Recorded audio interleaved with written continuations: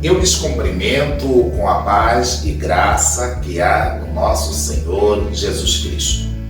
Começo por exatamente externar a minha satisfação e gratidão em ministrar a disciplina Missões e Globalização do Seminário Ceifa. A razão é simples, porque sou fruto de trabalho missionário. Havendo nascido em Moçambique, na África, só foi possível ser alcançado por Cristo quando alguém deixou a sua pátria, a sua parentela, para ministrar a palavra de Deus. Assim, me é dado por dever pregar o Evangelho, como também partilhar as boas novas de Cristo Jesus. Esta é a razão da minha satisfação em ministrar esse conteúdo.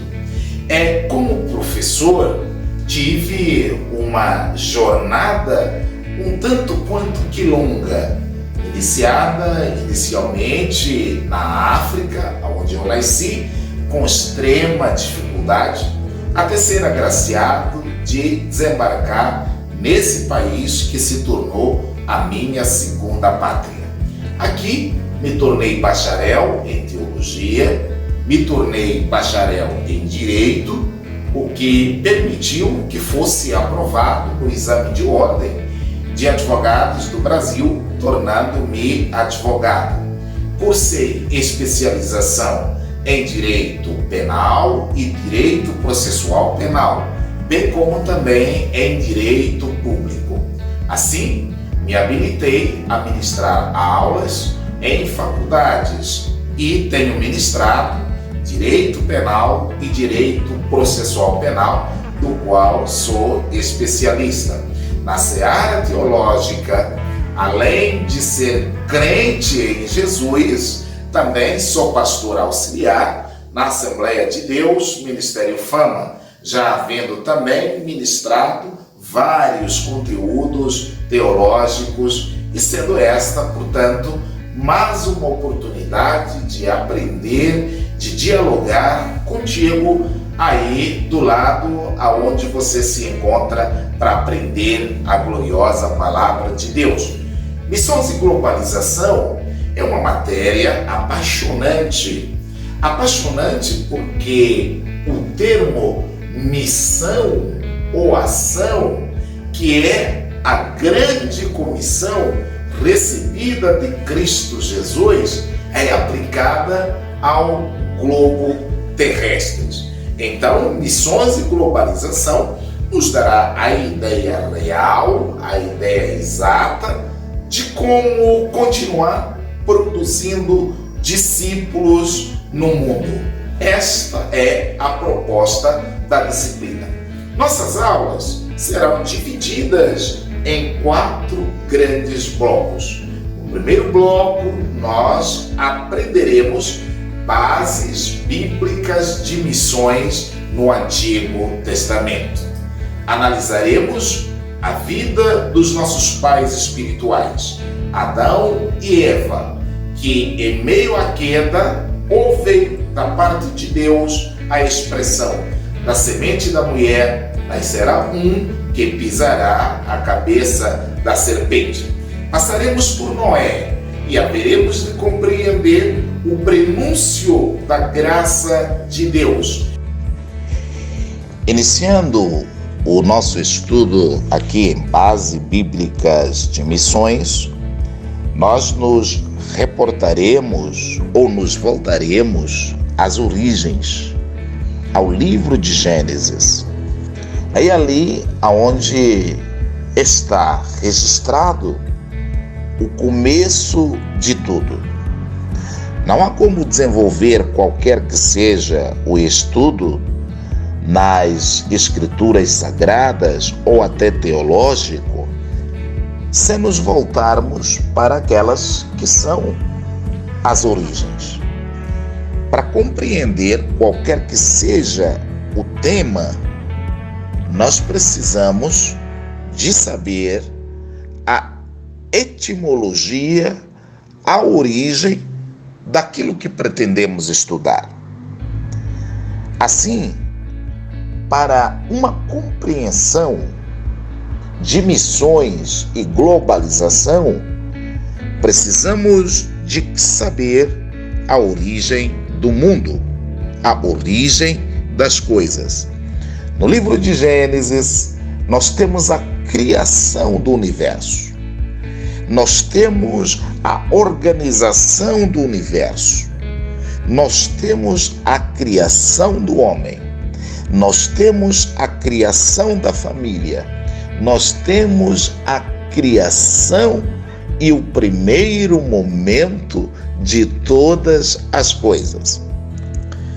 Assim, é preciso, então, olharmos Adão como a origem de missões. Adão como a origem do grande projeto de Deus de se fazer conhecido na humanidade. Esse fazer-se conhecido de Deus, tão logo se revela por meio de Deus haver criado o homem conforme a sua imagem e semelhança. Imaginamos o homem sendo criado como sendo um grande boneco de barro, até o momento em que Deus lhe sopra o espírito ou o fôlego da vida, dizendo então a Bíblia que a partir desse momento o homem tornou-se uma alma vivente. Seguidamente, o homem recebeu uma série de preceitos de Deus, dos quais se destaca a liberdade. Adão, ficarás no jardim do Éden, e aqui de tudo usufruirás, terás a liberdade. Porém, um preceito proibitivo, no qual você não se chegará à árvore do conhecimento do bem e do mal. Nota-se a liberdade dada aos nossos pais espirituais, Adão e Eva. Todavia, não conseguiram preservar ao mandamento de Deus, que mesmo lhes dando a liberdade, proibia-lhes de chegar na árvore do conhecimento do bem e do mal. Havendo eles desobedecido, Deus vai ao encontro deles. É impressionante perceber, ao longo das Escrituras Sagradas, que a Bíblia toda gira em torno de Deus, sempre buscando resgatar o homem. E Deus vai até o jardim e procura por Adão. Adão, onde estás? E este responde, dizendo que está nu e não poderia aparecer aonde Deus estava. Assim Deus fala: você desobedeceu o preceito, aquilo que eu te ordenei? E ele passa então a jogar a responsabilidade à mulher, posteriormente esta à serpente. E Deus traz ali palavras de juízo. Embora o objetivo primário de Deus não eram as palavras de juízo em si, mas era fazer o grande anúncio. Embora tenham sido proferidas palavras de juízo a Adão, a Eva e a serpente. E aqui fora dito que da semente da mulher haveria de nascer um que haveria de pisar a cabeça da serpente. Este anúncio é o que nos dá a liberdade, é o que nos realça a ideia de sempre anunciarmos a Cristo como Salvador. Porquanto ali ele é apontado como aquele que haveria de solucionar o problema do pecado da humanidade. Isto é feito desde logo na pessoa do nosso Pai espiritual, aquela oportunidade. Porquanto hoje é o ano, é o tempo aceitável do Senhor, no qual se podem anunciar as Escrituras. O dia de juízo ainda chegará. Esse ainda não chegou. E dessa forma, Cristo cumpriu literalmente a profecia de Isaías na parte que está vigente até os dias atuais. Cristo foi missionário a ponto de, mesmo não acreditado pelas autoridades, pelos religiosos, grupos políticos, tais como fariseus, saduceus, mas ele cumpriu fielmente a sua missão. Inclusive, a de levar a cruz, a de ir até o Calvário e nos fazer demonstrações claras de que ele fazia aquilo por cumprimento de uma missão. São variadas as vezes que Cristo diz: eu tenho uma missão, eu tenho uma vontade, que é expressar tudo aquilo que meu Pai me disse. Ele chega a dizer a Filipe, em uma de suas conversas: Filipe, observa, porque quem me vê a mim, vê o Pai. Eu não estou aqui pura e simplesmente por estar, mas para cumprir a missão do meu Pai que me mandou para resgatar os homens. 3:16 de João dizem: ora, Deus amou o mundo de tal maneira, Deus amou o globo de tal maneira, que deu seu Filho unigênito para que todo aquele que nele crê não pereça, mas tenha a vida eterna. Reporto-me, por fim, à morte e ressurreição de Cristo, que é o ápice da vida daqueles que serão alcançados por Cristo. Ele deu a sua vida pela humanidade.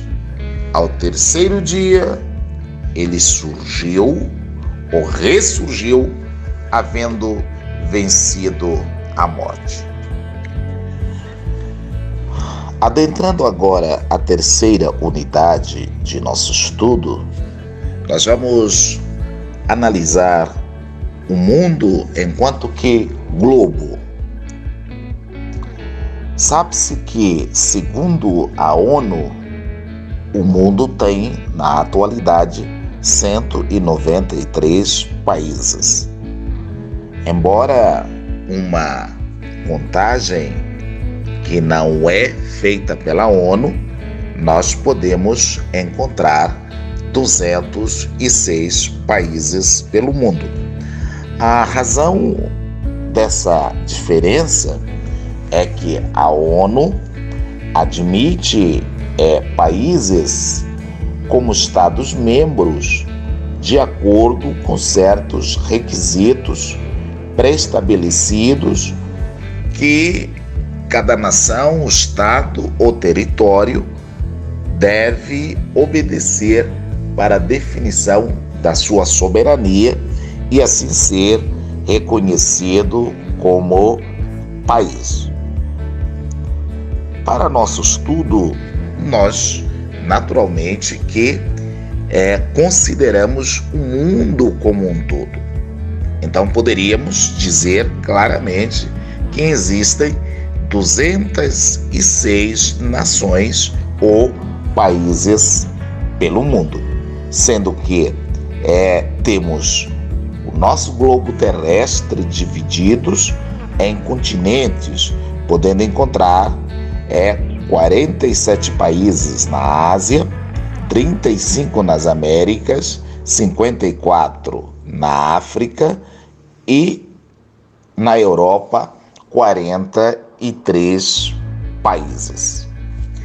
Esse termo globalização, que faz parte de nossos estudos, é uma construção longa, conhecida como sendo o processo de integração econômica, social, cultural e política dos povos.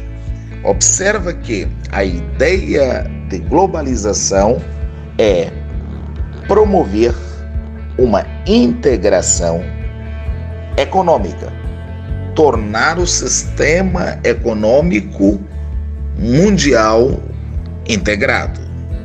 É possível? Isso ocorre? De fato.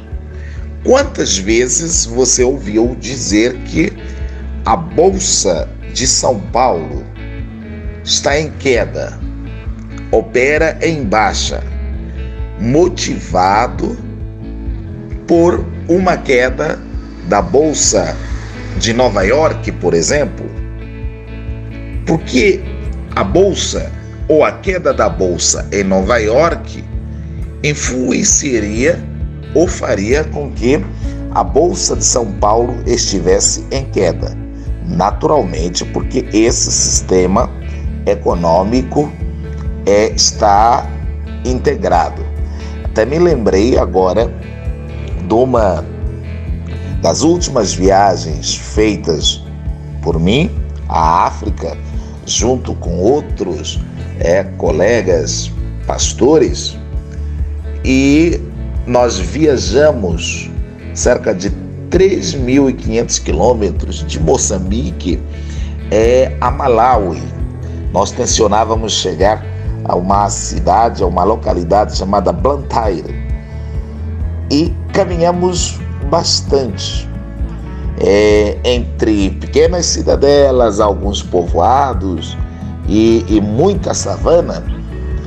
Nós chegamos a uma cidade e precisávamos abastecer o carro, e ali fomos tomados por uma certa alegria momentânea ali, porque pudemos pagar o combustível usando nossos cartões de crédito.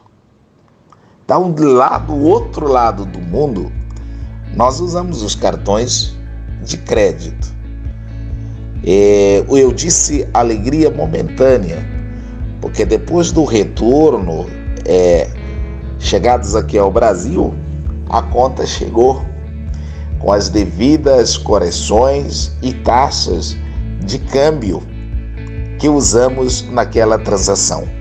Mas eu estou dizendo isso apenas para fazer a demonstração de quanto há uma integração no sistema econômico mundial. A integração é também social. A ideia de uma socialização de tudo. A ideia de uma sociabilidade universal. Cidadãos do mundo. Vide que as questões sociais hoje são tratadas no âmbito mundial. E da mesma forma, aquelas de ordem cultural e política, os sistemas políticos. Por que determinados movimentos ou sistemas de governo não são aceitos? Por que se elegeu a democracia como uma forma universal de expressar a vontade de um povo? Chegados então a esta quarta e última unidade, de nosso estudo do livro Missões e Globalização, há uma necessidade de nos voltarmos àquelas que seriam as possibilidades de mantermos a evangelização como um verdadeiro plano de ação. Compreendido que a tarefa de missões é uma comissão, é algo que nos foi comissionado, é algo que foi dada como ordem por parte do Mestre Jesus. É imperativo o texto de Marcos: ide por todo o mundo e pregai o Evangelho a toda criatura. Quem crer e for salvo haverá de ser batizado. Aqui não há opção. A ordem é imperada, está no imperativo o texto: ide.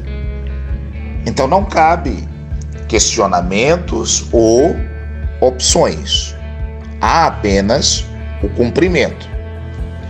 Se disso também é que o texto de Atos 1 e 8 é muito usado em questões missionárias ou evangelísticas. Ser-me-eis testemunhas: Jerusalém, Samaria, Judeia e até os confins da terra. É preciso destacar aqui, eu tenho visto isso inúmeras vezes, aquele núcleo circular de missões, que aponta Atos em 8, definindo Jerusalém como sendo o nosso local, Samaria como sendo suas adjacências, poderia ser, quem sabe, a cidade, Judeia, o estado ou país, e confins da terra como sendo o mundo, onde há uma preocupação nessa análise. Há preocupação nessa análise, visto que, na maioria das vezes, esse esquema deixa letárgica a igreja, parada, porque se criou a ideia de que primeiro tem que evangelizar a Jerusalém, que seria o nosso local. Depois de evangelizada Jerusalém, a Samaria, que seriam as adjacências, estado, Judeia, país, e por fim, os confins da terra. Essa visão, ela causa uma certa preocupação, porque não nos parece ser o que se observa ao longo do primeiro século da igreja. Houve uma evangelização concomitante. Os apóstolos não esperaram evangelizar Jerusalém para posteriormente irem para as adjacências e expandirem o evangelho. Aliás, o próprio Deus não permitiu isso. Não permitiu isso porque lhes veio inclusive uma perseguição que acabou fazendo com que o evangelho